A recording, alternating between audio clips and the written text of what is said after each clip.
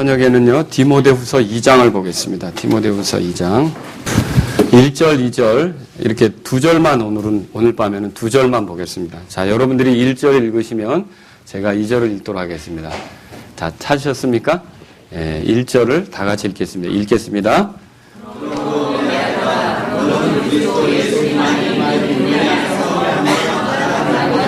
또 내가 많은 증인들 가운데서 내게 들은 것, 바로 그것들을 신실한 사람들에게 맡기라.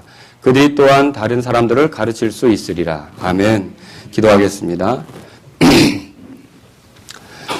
하나님 아버지께서 우리를 복음으로 구원해 주셔가지고 하나님의 자녀가 되게 하신 것을 생각할 때 정말 하나님께 감사드리며 이 은혜에 합당하게 저희들이 더욱 걷기를 원합니다.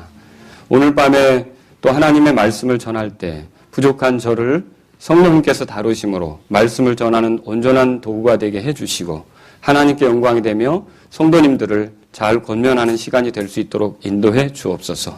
우리 주님이 처음부터 끝까지 함께해 주시기를 간절히 원하면서 예수님의 이름으로 기도합니다. 아멘. 자, 우리가 복음을 받았다면 그 복음의 의무가 있다고 그랬죠? 네, 기억나십니까? 자, 그때 세 가지를 여러분에게 말씀을 드렸는데, 자, 첫째는 무엇입니까? 복음을 전할 의무가 있다 그랬죠. 그러면 또 두 번째는 무엇이었습니까? 복음을 전하면서 고난당할 의무가 있다. 기억나시죠? 세 번째는요. 복음을 지킬 의무가 있다. 그렇게 했어요. 근데 사실 이 의무를 지켜가는 것은 쉬운 일이 아닙니다. 그래서 어떤 사람들은 이 의무를 포기하고 돌아서기도 했어요. 편리, 유익, 잘 타협해서 사는 것을 위해서 이런 의무를 저버리고, 그래서 그 복음 전하는 사람을 향하여 격려나 지지나 이런 걸 할 생각을 안 하고 등을 돌리고 간 사람도 있다는 거죠. 그 중에 대표적으로 우리가 부겔로와 허모게네라는 사람들이 있다는 것을 들었습니다. 그렇죠? 그리고 심지어는 아시아에 있는 많은 사람들이 이 그 복음의 의무를 저버리고 돌아선 것을 우리가 보게 되었죠. 그렇죠? 그럴 때 바울이 이 그 많은 사람들이 변절한 이 상황 속에서 그 목회하고 있는 디모데에게 뭐라 그랬느냐. 디모데후서 1장 한번 보세요. 13절, 14절. 13절, 14절. 같이 읽겠습니다. 13절, 14절. 너는 그리스도 예수님 안에 있는 믿음과 사랑 안에서 내게 들은 건전한 말씀들의 그 틀을 굳게 붙들고 우리 안에 거하시는 성령님을 의지하여 내게 맡겨진 그 선한 것을 지키라. 그러니까 너에게 맡겨진 그것을 지켜라. 하나님의 말씀의 틀을 붙잡고 그 진리를 붙잡고 너에게 전해진 그 믿음, 그 복음으로 인해 갖게 된 믿음, 이걸 끝까지 지키라. 이렇게 그 디모데 목사에게 권했다는 것이죠. 사실 그래서 우리는 이 믿음을 지켜가면서 복음을 지켜가는 것이 우리의 마땅한 일이라는 것이죠. 근데 복음이 지켜지는 건 어떻게 할 때 지켜지는 거냐면 우리 시대 때 잘 믿고 끝나는 건 지켜지는 게 아닙니다. 우리의 다음 세대에도 복음이 전해지는 것입니다. 그렇게 생각하시죠? 우리 다음 세대에도 복음이 전달되고 계속해서 모든 시대에 걸쳐 복음을 들을 수 있는 환경이 되도록 하나님께서 우리에게 주신 기회를 따라 우리가 헌신하고 그런 기회를 선용해서 다른 사람들에게 복음을 전달하는 거 있죠. 복음을 전달하는 것이 바로 복음을 지키는 것에 해당한다는 거죠. 그래서 오늘 제가 여러분에게는요, 복음의 전달이라는 제목으로 말씀을 전하려고 합니다. 그러면서 효과적으로 복음을 전달하기 위해서 바울이 디모데에게 권면하는 두 가지를 여러분에게 오늘 소개하려고 하는 것입니다. 그러면 효과적으로 복음을 전하기 위해서 바울이 디모데에게 권면하는 두 가지 중에 첫 번째 것은 무엇이냐면 이거예요. 디모데 자신에게 하는 말인데 강건하게 되라라고 하는 거예요. 강건하게 되라. 뭐라고요? 강건하게 되라 이렇게 되죠. 이 강건하게 된다는 말은요, 일반적으로 그 분위기에 휩쓸려가지 않는 것입니다. 주변 환경에 휩쓸려가지 않는 거죠. 그 분위기에 저항하면서 굳건히 서 있는 것이 강건하게 되는 거죠. 바람이 많이 불어도 다른 것들이 쓰러질 때 굳건히 서서 자기 자신을 지키는 것이 강건하게 되는 거죠. 자, 오늘 여기 보세요. 1절에 그러므로 내 아들아 너는 이렇게 돼 있죠. 근데 영어 성경에 보면 이렇게 나옵니다. 그러므로 너는 사실은 거꾸로 되어 있죠. 너는 그러므로 이렇게 되어 있어요. 가지고 계신 분 확인할 수 있습니까? 그러므로 너는 이렇게 되어 있어요. 자, 이미 우리가 지난 시간에 오네시보로의 얘기를 살펴봤습니다. 오네시보로가 어떤 사람이었는지. 많은 사람들이 돌아서는 가운데, 복음의 의무를 저버리고 돌아서는 가운데서도 끝까지 그 의무를 저버리지 않고 충실했던 사람이 오네시보로 아닙니까? 그렇죠?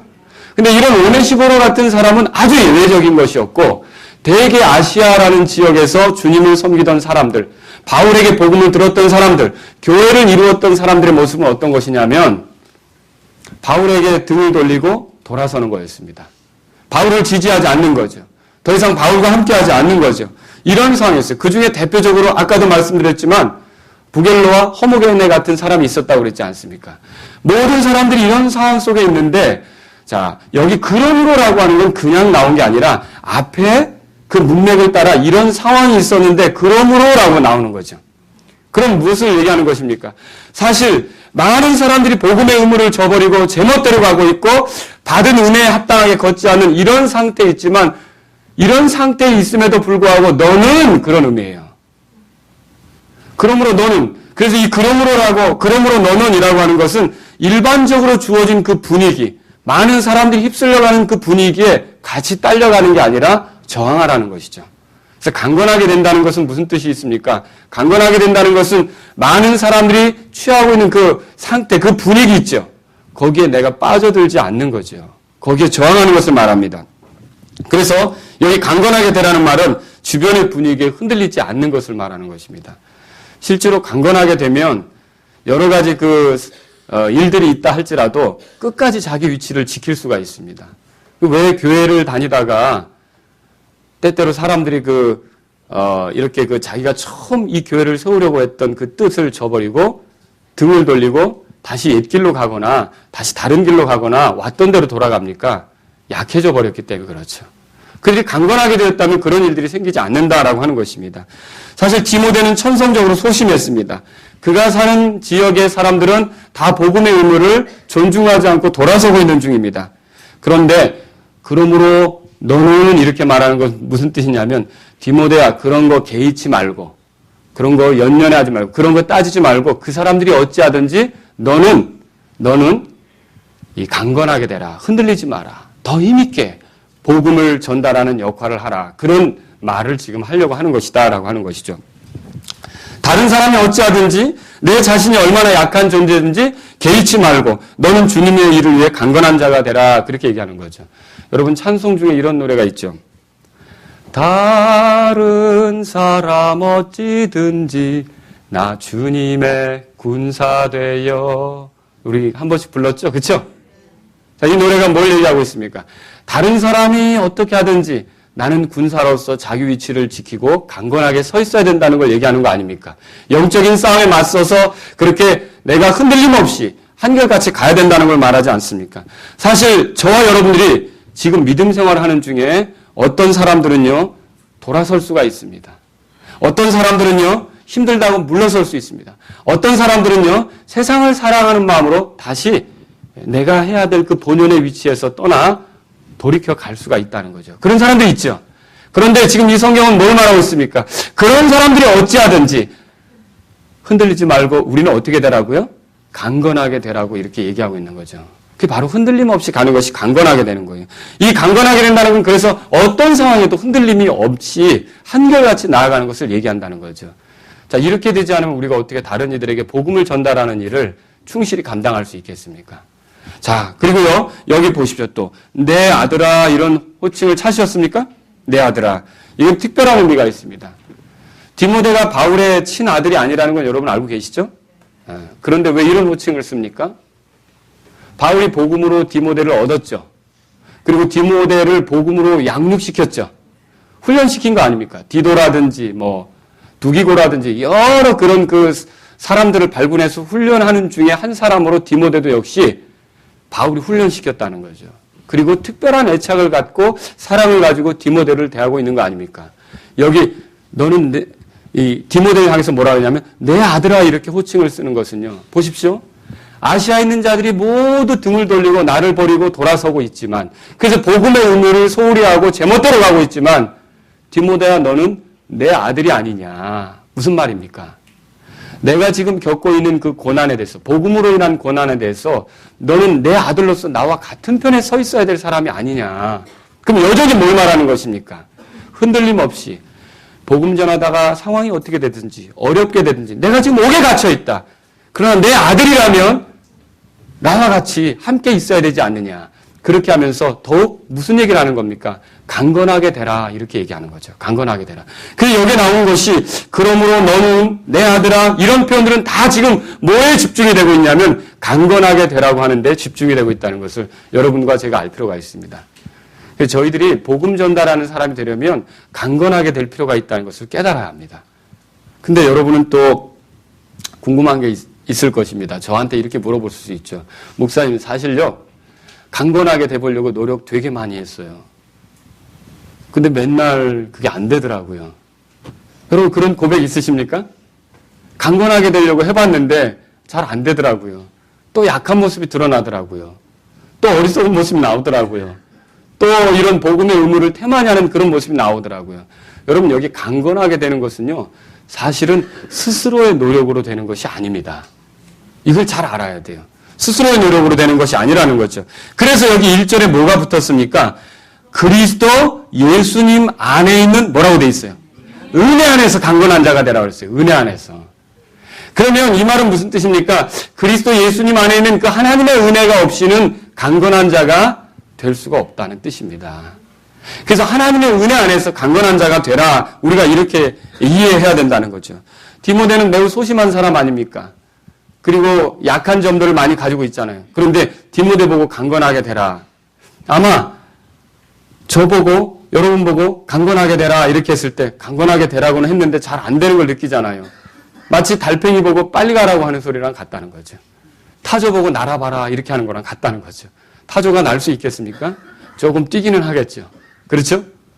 자, 우리가 조금 강건한 것처럼 흉내는 낼 수 있을 것 같지만 진짜 참으로 강건하기는 어렵다는 것이죠. 그럼 어떻게 강건함이 우리에게 주어질 수 있습니까? 그리스도 예수님 안에 있는 은혜 안에서 강건해질 수 있다는 것을 성경을 통해 발견하는 거죠. 그리스도 예수님 은혜 안에서 그분 안에 있는 은혜 안에서 강건하게 된다는 것. 여기 강건하게 되라는 단어를 한번 여러분 보십시오. 사실 여기 강건한 자가 되고 이렇게 돼 있는데 강건하게 되라 이 말은요. 능력을 준다라는 말이 있죠. 그것의 수동형 형태로 돼 있어요. 그리고 이 명령형은 현재 시제여서 지속적인 반응을 요구하는 것입니다. 이 말은 무슨 뜻이냐면 다르게 말하면 계속 능력을 받아라 이거예요. 강건하게 되라 이 말은 무슨 뜻입니까? 계속 능력을 받아라 그런 뜻이에요. 알겠죠? 그러면 계속 능력을 받으라 그러면 능력을 주는 주체가 있을 거 아닙니까? 그럼 누가 능력을 주느냐라고 하는 거죠. 이 능력을 주는 주체는 하나님이시라는 거죠. 그리스도 예수님이시라는 거죠. 그래서 그리스도 예수님 안에 있는 은혜 안에서 강건한 자가 되라 이렇게 성경이 말하고 있다는 거죠. 사실 그리스도인들이 구원받는 것은 하나님의 은혜로 구원받습니다. 그죠? 자, 은혜라는 것은요, 행위의 결과가 아닙니다. 마음 고쳐먹었다. 그래서 구원받는 게 아니라는 거죠. 예수님의 십자가의 공로가 없으면 우리 구원받지 못합니다. 많은 사람들이 마음 고쳐먹고 습관, 태도 조금 바꿨다고 구원받는 줄로 생각한다는 거죠. 그러면 그거 은혜가 아니에요. 자기 노력한 대가죠. 정말로 우리가 구원받는 것은 하나님의 은혜로 구원받는 거 아닙니까? 디모데후서 1장 보세요. 그래서 뭐라고 써 있습니까? 1장 9절에 그분께서 우리를 구원하시고 거룩한 부르심으로 부르신 것은 우리의 행위에 따른 것이 아니에요. 그렇게 써 있어요. 뭐라고 되어 있어요? 자신의 목적과 은혜에 따른 것이라. 믿으십니까? 예, 이렇게 은혜로 구원받는다는 것은 수고해서 얻는 것이 아니라는 거죠. 대가로 주어지는 것이 아니라는 거죠. 자격이 되지 않지만 이 값없이 그 하나님의 그 긍휼 아래서 우리에게 조건 없이 주어지는 것이 뭐예요? 은혜라는 거죠. 은혜. 여러분 은혜로 구원받았습니까? 예, 우리가 살아난 게 은혜로 살아나는 거라는 거죠. 그런데요, 이게 우리가 은혜로 구원받지만 또 하나님을 섬기는데도 은혜로 섬기게 되어 있습니다. 그러니까 뭐 재주가 좋아서 섬긴다. 여러분 재주가 있어도 하나님께서 목숨을 주시지 않으면 안 되는 겁니다. 그렇죠? 또 어떤 여력이 내게 있다 할지라도, 물질이 내 주머니에 있다 할지라도 하나님께서 그것을 내 창고에 지켜주시지 않으면 나는 그거 하나님께 드릴 수 없는 겁니다. 그렇죠? 어떤 기회가 왔다 할지라도 하나님이 내 몸의 상태와 영적인 상태를 좋게 하시지 않으면 나는 하나님을 참되게 섬길 수가 없는 것입니다. 여러분, 그래서 일하는 것도 결국 우리는 노력도 하고 수고도 하지만 그걸 자랑할 것이 아니에요. 궁극적으로 우리가 일할 수 있는 건 하나님의 은혜 때문에 일이 가능하다는 걸 믿으십니까? 그래서 그렇게 주님을 위해 일을 많이 했던 바울이 뭐라고 고백합니까? 고린도전서 15장 보세요. 고린도전서 15장. 예. 고린도전서 15장 찾아보세요. 그전에 나는 사도들 중에서 가장 작은 자니라. 내가 하나님의 교회를 핍박하였으므로 사도라 불리기에 합당치 못하되. 자, 10절을 다 같이 읽겠습니다. 하나님의 은혜로 내가 지금의 내가 되었으니 내게 베푸신 그분의 은혜가 헛되지 아니하여 내가 그들 모두보다 더 많이 수고하였으나 내가 아니요 오직 나와 함께 하신 하나님의 은혜로다. 여러분, 그래서 하나님의 은혜로 하는 거예요. 제가 이 목회 사역을 하는 것도, 지금까지 목사로서 길을 걸어온 것도, 여러분을 섬기고 여러분에게 하나님 말씀을 전할 수 있었던 것도 하나님의 은혜가 있었기 때문에 가능한 겁니다. 여러분과 제가 어떤 기회를 얻어서 하나님을 섬길 수 있는 것도 하나님의 은혜 때문이라는 걸 믿으십니까? 뭐 잘했다고 내 자랑할 게 하나도 없다는 거죠. 간증하라면 꼭 나와가지고 내가 이런 거 했고, 내가 이런 거 했고, 내가 이런 거 했고. 여러분, 우리도 모르게 하나님의 은혜의 영광을 찬양하는 데서 돌아서는 일이 된다는 거죠. 우리가 어떤 것들을 할 수 있다, 손을 내밀 수 있다, 누군가를 복돋아 줄 수 있다, 세워줄 수 있다. 다 하나님의 은혜 때문에 그게 가능하다는 것을 믿으시기 바랍니다. 하나님의 은혜가 아니면 이게 불가능한 거예요. 또 우리는 이 은혜가 있어서 강건하게 될 수도 있는 거예요. 그래서 이 은혜가 우리에게 항상 필요한 거죠. 하나님의 은혜 안에서 우리가 강건하게 된단 말입니다. 그래서 여기 1절에 그렇게 나온 거죠. 디모데더러 강건하게 되라고 하면서 그리스도 예수님 안에 있는 은혜 안에서 이렇게 말을 붙인 거라는 거죠. 자, 우리는 죄로 인해 넘어질 때가 많이 있어요. 그럴 때 그리스도인 우리들이 진짜 구원받은 사람이라면 보여주는 특징이 있습니다. 사실 마음의 낙담도 찾아오기도 하고요. 위축이 되기도 하고요. 힘들어지기도 하죠. 그리스도인이 아닌 사람은 한 번 넘어진 건데 아무렇지도 않게 생각해요. 그렇죠? 근데 그리스도인인 사람이 죄를 지었다. 그렇게 되면 어떻게 됩니까? 마음에 심각한 어려움이 생기는 거예요. 여러분, 믿지 않는 남편이 있어요. 믿지 않는 남편이 맨날 집에 와서 나에게 화를 내요. 그리고 술 먹고 나를 괴롭혀요. 이럴 때 나도 교회는 다니지만 내가 한번 해봐야겠다. 어느 날 이제 벼르고 있는 거예요. 그래서 쫙 술 먹고 와서 또 시비를 거니까 내가 교회 다니니까 우습게 알았지. 한번 해볼 테? 하고 막 이렇게 싸붙였어요. 그래서 있는 대로 하면서 그 술병도 가져와봐. 나도 마셔보게. 누군 못할 줄 알아. 막 이렇게 막 같이 했단 말이죠. 그러면 여러분, 그때 이 믿지 않는 남편하고 믿는 그 그리스도인 아내하고 죄를 다룰 때 어떤 게 더 심각한 죄 같아요, 여러분? 믿지 않는 사람은 어쩔 수 없어요. 죄의 지배를 받으니까. 그렇죠? 죄 안에 있으니까. 근데 믿는 아내는 그래서는 안 되잖아요. 그렇지 않습니까? 근데 거기서 그런 식으로 대처를 하고 그렇게 해서 실족시키고, 그리고 너 때문에 내가 예수님을 안 믿어. 이거 신자인 줄 알았더니 이거 엉망이구만. 뭐 이렇게 하면서 말이죠. 근데 보세요. 우리가 믿지 않는 남편이 그렇게 한다 할지라도 내가 다 밥 차려주고 다 옷 벗겨주고 다 저기에서 침대에 눕힌 다음에 코를 드륵 걸면서 팍팍 하면서 이제 술 취한 남편이 잠자고 있을 때 거기 이렇게 가서 침대에 누워있는 남편의 손을 탁 잡으면서 주님, 몰라서 그래요. 주님, 이 불쌍한 내 남편 좀 꼭 구원해 주세요. 주님은 권능이 있으시잖아요. 저같이 심각한 죄인도 변화시켰는데 우리 남편 좀 꼭 구원해 주세요. 라고 눈물을 흘리면서 기도한다고 보세요. 사실 그것이 우리 안에 나타나야 될 모습 아닙니까? 그건 강하지 않으면 있을 수 없는 거예요. 우리 마음에 그런 강함이 없으면 우리에게 이런 게 나타나지 않는다는 거죠. 그런데 실제로 제가 어떤 목사님의 간증을 들은 적이 있어요. 서울대 나오고 잘 나가는 분이었죠. 근데 세상에 재미가 없는 거예요. 그래서 술 먹고 아내에게 아주 좋지 못한 태도로 언사도 심하게 하고 이렇게 했는데 그 아내가 정말로 남편이 술 취해서 주무시는 중에 가서 눈물을 흘리며 기도한 거예요. 근데 술김에 뭐가 떨어져서 보는데 아내가 눈물을 흘리면서 기도하는 게 이렇게 눈에 들어온 거예요. 근데 이 남편이 그 순간 자기 자신이 부끄러워지는 거예요. 자기에게 어떤 저주를 퍼붓거나 욕을 퍼붓는 게 아니라 불쌍히 여겨주세요. 제가 사랑하는 남편인데 돌이키게 해주세요. 하나님 알지 못해서 그래요. 그 남편이 거기서 돌이켜 회개하고 그 다음 주부터 교회를 나간 거예요. 그리고 복음을 듣고 결국은 지금은 목회를 하고 있다는 거죠. 여러분, 우리가 사실은 그 그리스도인으로서 강하게 되면 이런 식으로 대처할 수 있는 거예요. 그런데 그게 아니라 우리가 어때요? 그렇지 못할 때가 많죠. 그죠? 그렇지 못하면 어때요? 영적으로 위축이 되죠. 아마 남편에게 실컷 퍼붓고 교회 와가지고 막 속상해서 내가 왜 그랬지? 힘들걸요? 그죠? 아마 그런 일이 있겠죠. 그죠? 근데 그런 우리를 다시 회복시키는 힘이 뭐냐는 거죠. 그런 우리를 다시 새롭게 하는 힘이 어디 있느냐는 거죠. 우리에게는 없습니다. 하나님의 은혜에 있다는 것을 믿으시기 바랍니다. 하나님의 은혜가 우리를 새롭게 하는 거예요. 우리가 이렇게 위축되는 순간, 우리가 다운된 순간, 우리가 그 영적으로 나락으로 떨어지는 것 같은 순간에도 고개를 들어서 하나님의 은혜를 주목하여 볼 필요가 있어요. 하나님의 은혜는 우리가 언제나 새롭게 하시는 것입니다. 하나님의 은혜는 우리를 강하게 하시는 거라는 거죠. 성경을 찾아보세요. 베드로전서 5장. 베드로전서 5장에 보십시오. 우리를 강하게 하시는 게 뭐냐. 하나님의 은혜예요. 그래서 제가 여러분에게 이 말씀을 드리는 까닭은 어렵고 힘들 때, 주님의 일을 하기 힘들 때 나를 강하게 하시는 하나님의 은혜를 생각하라는 거죠. 이 은혜는 무한한 은혜입니다. 영원한 은혜입니다. 십자가를 통해 나타난 은혜라는 거죠. 자, 베드로전서 5장에 보면 9절에 보세요. 믿음에 굳게 서서. 여기 믿음이란 말에 표시해 놓을 필요가 있어요. 제가 은혜라는 말을 할 때 여러분이 또 상대적으로 생각해야 될 게 있어요.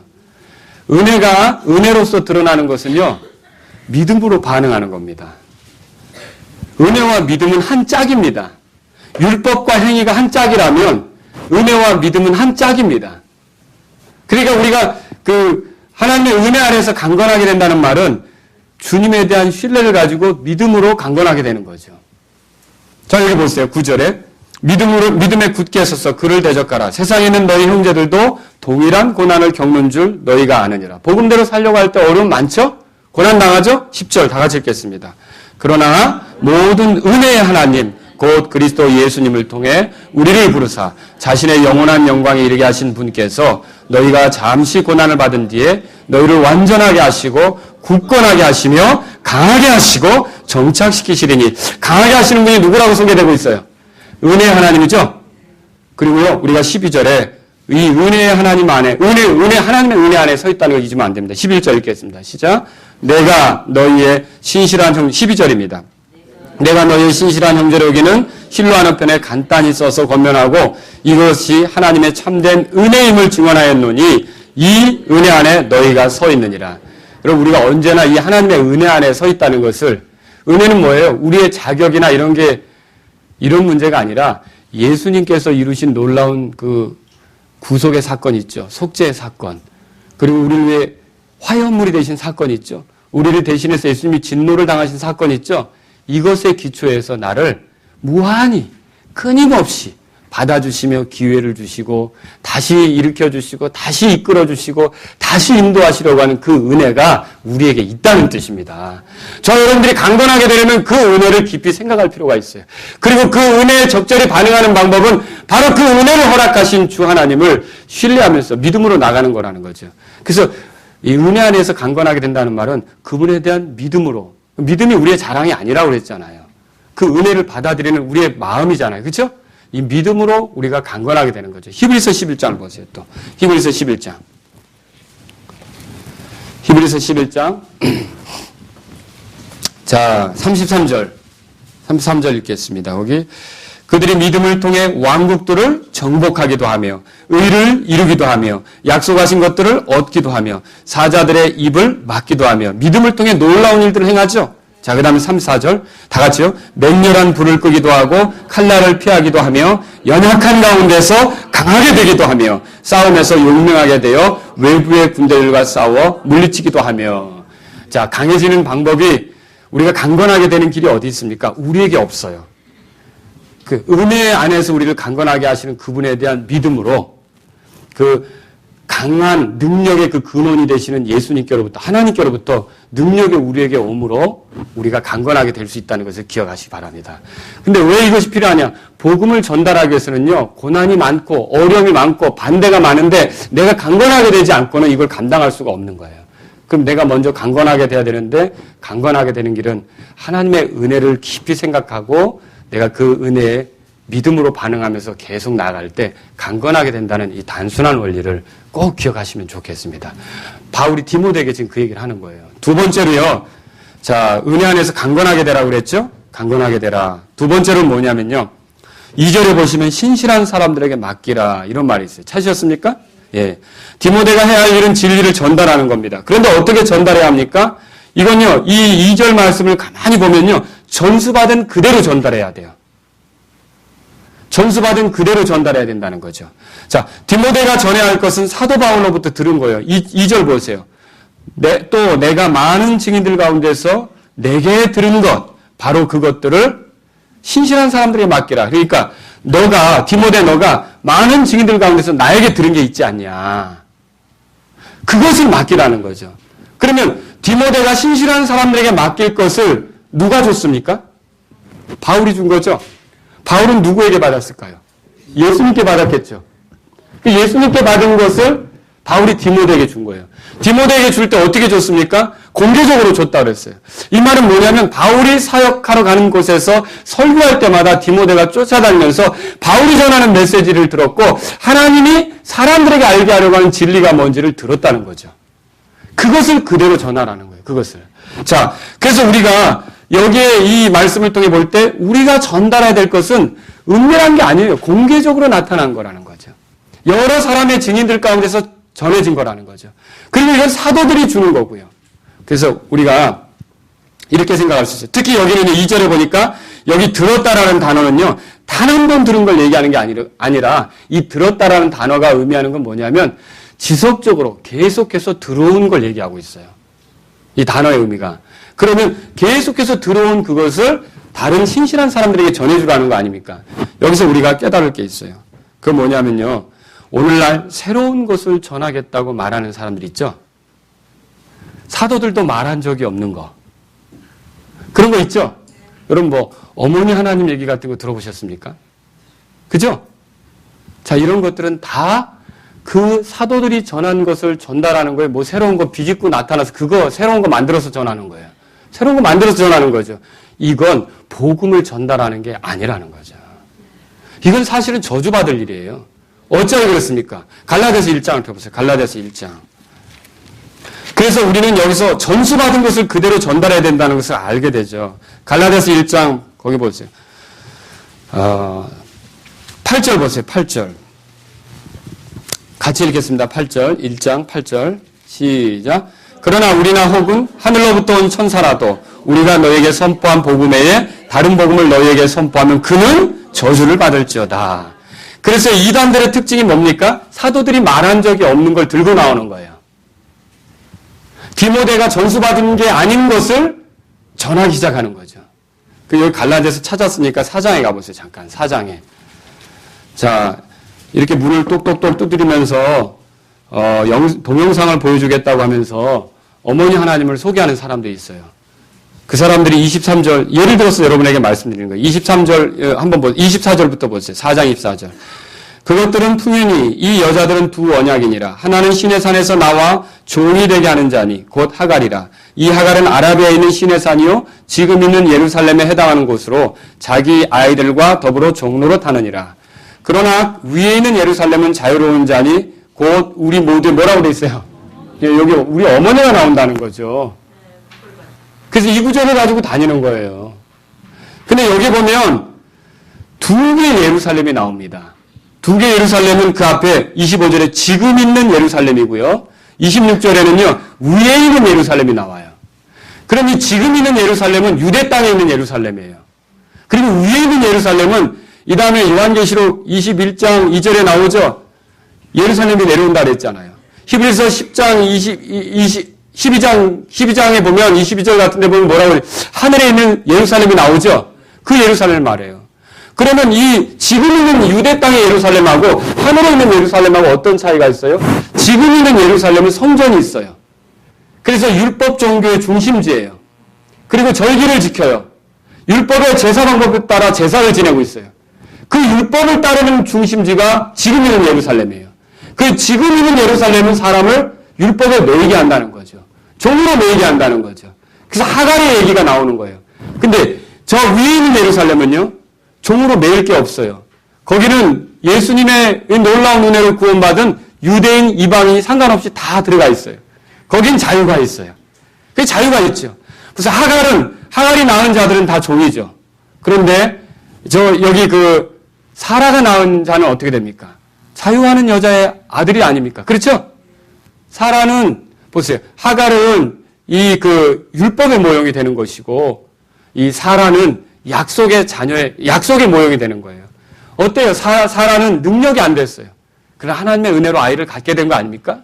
똑같이 은혜로 부름을 받아서 사는 사람들에게 자유가 임한다는 걸 설명하는 거고, 여기 위에 있는 예루살렘은 어떤 여자를 가리키는 그 어머니가 여기서 어떤 여자를 가리키는 것이 아니라 우리가 돌아갈 곳, 우리가 돌아갈 품, 우리가 돌아가 쉴 곳, 어머니 품처럼 그런 따뜻한 곳, 자유를 주는 곳, 그것이 위에 있는 예루살렘이라고 얘기하는 거지, 지금 그렇게 어떤 여자 하나님을 설명하러 다니는 그 사람들이 말한 것 같은 게 아니라는 거죠. 근데 사도 바울은 그렇게 얘기 안 했는데 그런 얘기를 하고 다니고 있어요. 저주받을 일이라는 거죠. 저주받을 일입니다. 제가 이거 제 마음대로 얘기하는 게 아니라 성경의 근거에서 보면 분명히 저주받을 일이라는 거죠. 성경의 근거에서 보면. 그래서 오늘날 우리가 이런 것들을 볼 때 전수받은 대로 전하는 것이 진짜 참되게 복음을 전달하는 일이고 하나님의 말씀을 전달하는 일이라는 걸 알 필요가 있다는 거죠. 자, 사람은 바뀌게 되어 있습니다. 처음에 예수님이 누구에게 줬다고요? 바울에게. 바울이 또 누구에게 준 거예요? 디모데에게. 성경을 읽으면 그렇게 돼 있죠. 디모데후서 2장 2절에. 디모데에게 준 것을 디모데는 누구에게 또 전해야 돼요? 신실한 사람들에게. 신실한 사람들은요, 또 다른 사람들에게. 그죠? 이렇게 계속 전해지는데 사람은 바뀌어요. 그러나 내용은 어때야 되는 겁니까? 같아야 되는 거예요. 이거 올림픽 경기 같은 거 할 때 여러분 불 성화라고 하기 그래요. 좀 불 있잖아요. 불. 네, 불. 이 불 들고 뛰잖아요. 그런데 뛰는 사람은 바뀌지만 그분은 처음에 찍었던 그 불을 계속 가져가잖아요. 그죠? 똑같아요. 우리가 복음을 전할 때 사람은 바뀌어요. 내 뒤에서 예수 믿는 사람이 생기고 또 그 사람이 또 다른 사람에게 전할 거라는 거죠. 그러나 전해지는 내용은 어떤 거예요? 사도가 전했던 그 복음이 전해져야만 한다는 거죠. 그게 복음을 전달하는 거라는 거예요. 또 이 복음은요, 신실한 사람들에게 맡겨서 전달해야 된다, 그렇게 나오죠. 여기 보시면 그렇게 돼 있어요. 디모데에게 뭐라고 말하냐면 그것들을 신실한 사람들에게 맡기라. 자, 이 신실한 사람들은요, 다른 이들을 가르치는데 신실한 사람들, 그러니까 충직한 사람을 말하는가 하면 잘 가르치는 사람을 얘기할 수 있어요. 바울이 이렇게 얘기했던 건요, 놀라운 일입니다. 아시아에 있는 자들이 다 돌아섰다 그랬죠? 그쵸? 근데 거기에 신실한 사람들이 여전히 있다는 그런 여지를 보여주고 있는 거예요. 하나님은요, 세상이 어두워지더라도요, 항상 빛을 남겨두십니다. 모두가 바알 숭배를 하더라도 바알에게 무릎 꿇지 않은 7천명을 남겨두셔요. 믿으십니까? 여러분 또 중세 암흑 시대가 있어서 로마 카톨릭이 유럽 전체를 지배할 때도요, 그렇게 카톨릭 사상과 교리에 젖어들지 않고 성경대로 믿으려고 하는 사람들을 별처럼 세워두신다는 거죠. 그런 사람들이 누굽니까? 펠릭스 만츠, 콜라드 크레벨, 볼프강 울리만, 발타자르 휘브마이어, 이런 사람들이 결국 진리를 지켜가면서 종교개혁에 불을 지피는 데 있어서 이게 전초 역할을 하지 않습니까? 이 세상이 자꾸 교회가 병들고 복음 진리가 사라지고 또 세상이 어두워져서 어디서 복음을 들을 만할까? 여러분 암담해진다고 할지라도 하나님은 뜻이 계셔서 자신의 복음이 완전히 사라지는 때를 허락하지 않습니다. 반드시 이 복음을 전할 수 있는 신실한 사람들을 예비시킨다는 거죠. 저와 여러분들이 그 신실한 사람들 중에 하나가 되어야 할 것입니다. 뿐만 아니라 그런 신실한 사람들을 찾아서 복음을 전해주려고 해야 하는 것입니다. 아무리 세상이 어려워도 옛날 같지 않고 전도주 전해주는데 여러분 더 삭막한 얼굴을 보죠. 더 강박한 마음들을 대하죠. 그 강박한 음성들을 듣죠. 그럴 때 우리가 낙심될 것이 아니라 아무리 그래도 하나님께서는 분명히 또 이 복음을 전수받을 사람들을 준비시키셨다는 믿음을 가지고 전달하시기 바랍니다. 이것이 우리의 할 일이라는 거죠. 자, 여기 우리가 또요, 이 2절 끝에 보면 이렇게 되어 있어요. 다른 사람들을 가르칠 수 있으리라. 여러분, 우리가 다음 세대를 품고 전달해야 된다는 것입니다. 예수님께 받은 그 복음이 바울에게 가고, 바울에게 온 그 복음이 디모데에게 가고, 디모데에게 온 그 복음이 신실한 사람들에게 가고, 신실한 사람들에게 온 그 복음이 또 그 진리가 다른 사람들에게 가고, 계속 전수되는 거 아닙니까? 복음이 전달되는 과정이 소개되고 있죠. 바울은 지금 감옥에 갇혀 있어요. 조만간 죽을 거예요. 주님 품으로 가겠죠. 그러면 바울이 죽는 것과 동시에 교회는 문을 닫게 되고 복음의 사역은 끝나는 것입니까? 아니에요. 사역자가 죽어도 하나님의 일은 계속됩니다. 복음을 전달하는 사람이 자기 생애를 끝나더라도 복음 전달하는 일은 계속된다는 거죠. 모세가 죽었다고 해서 가나안 땅에 들어가는 일이 끝나는 게 아니라는 거죠. 침례자 요한이 죽었다고 해서 하늘의 왕국에 대해서 선포하는 일이 끝나는 게 아니라는 거죠. 바울이 죽는다고 해서 복음 전하는 일이 끝나는 게 아니라는 거죠. 사역자는 계속 바뀔 수 있어요. 그러나 복음 전달하는 일은 계속 진행될 수 있다는 거죠. 어떻게 해요? 다음 세대를 품고서 복음을 전달하는 그런 사람들 통해 이 복음이 계속 전달되는 걸 여러분이 기억하시면 좋겠습니다. 그래서 우리가 복음을 받을 때는요, 그냥 받으면 안 돼요. 여러분 구원 받으셨습니까? 복음을 통해 구원 받았습니까? 그러면 이 복음이 나에게 올 때 어떤 의미로 왔는지를 생각해 보라는 거죠. 다음 세대를 생각하는 마음으로 이 복음이 전달됐다면 그들의 열망이 나에게 온 것입니다. 다시 말하면 이 복음이 내게 와서 또 다른 사람들을 구원하는데 전달하는데 그들에게 전달돼야 한다는 그런 열망을 가지고서 이 복음이 나에게 왔다는 거죠. 그런 열망을 품고 고난을 각오하며 먼 바다를 건너가고 또 낯선 곳을 찾아가고 자기의 편한 삶을 버렸던 그 믿음의 선배들을 생각해 보십시오. 우린 그들에게 빚을 지고 있는 거 아닙니까? 그들의 그 수고와 헌신을 통해 우리가 복음을 받아서 여기서 누리고 있다면 우리가 해야 될 일은 뭡니까? 그들에 대한 감사 또한 그들의 열망이 우리 손에서 끝나지 않게 해야 된다는 거죠. 우리 손에서 중단되지 않게 해야 된다는 거죠. 우리도 역시 그 열망을 가지고 또 신실한 사람들을 찾고 다른 사람들에게 이 진리의 말씀을 전하려고 하는 뜻을 가져야 된다는 것입니다. 그것이 바로 복음 전달자로서 우리가 살아가는 방식이다라고 하는 것이죠.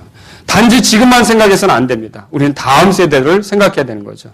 자, 복음을 전달하기 위해 주어진 이 권면에도요, 복음이 주는 큰 의미 두 가지가 숨어 있어요.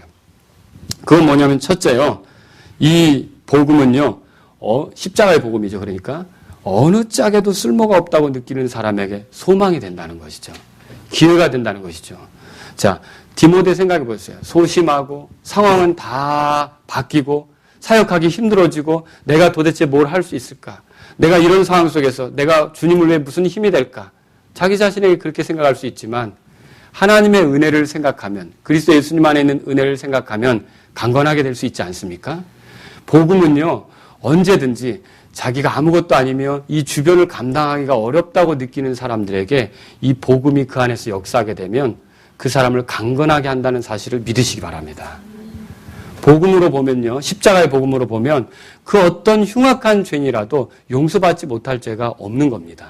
십자가의 복음으로 보면요, 우리가 아무리 약하다라 할지라도 어떤 일을 감당 못할 만큼 그렇게 약하게 되는 법이 없어요. 왜냐하면 복음 안에 나타난 권능, 예수들을 죽음 안에서 일으킨 권능은 그 어떤 권능보다도 탁월한 권능이기 때문에 그 권능이 우리 안에 일할 때는요, 우리는 강하게 모든 걸 이기며 나갈 수 있지 않습니까? 그러므로 은혜의 복음은요, 내가 뭘 할 수 있을까? 내가 도대체 어떻게 주님을 위해 살 수 있을까? 나 같은 것이 맨날 넘어지고 맨날 실패하는데 여러분, 그러나 복음이 여러분에게 있다면 여러분은 할 수가 있다는 것이죠. 강한 자로서 강건하게 되어서 할 수 있다는 것을 믿으시기 바랍니다. 또 여기 두 번째로 생각해 볼 건 그거예요. 복음은요, 십자가의 복음이죠. 자꾸만 자신을 감추고요. 그 구원받았다는 게 뭐냐는 거죠. 복음받았다는 게 뭐냐는 거죠. 자꾸만 자기를 감추고 자기는 어차피 한번 왔다가 사라지는 존재예요. 아시겠죠? 우리 바울도 사라지는 거 아닙니까? 디모데도 사라질 거 아닙니까? 디모데가 복음을 전했던 신실한 사람들도 사라질 거 아닙니까? 그런데 뭘 계속 가는 거예요?